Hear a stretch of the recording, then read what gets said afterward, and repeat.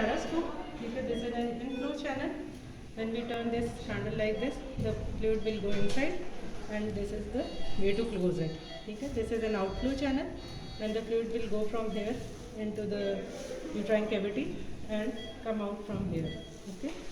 We will attach the fluid like this with the help of the drip set. This will be tied with the drip. This is the light source. One of the cable is attached from this point, and the other end of the cable is attached to the light source.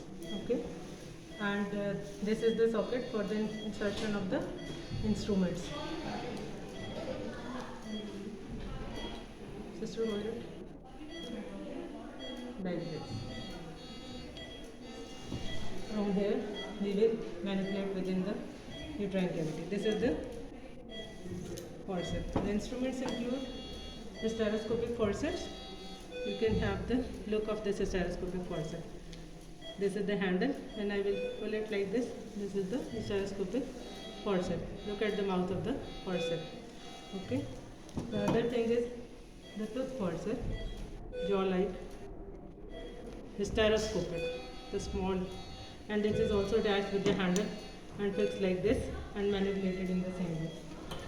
And this is the hysteroscopic scissor. Okay, you can look at the mouth of the scissor, and it's also manipulated like by means of the handle.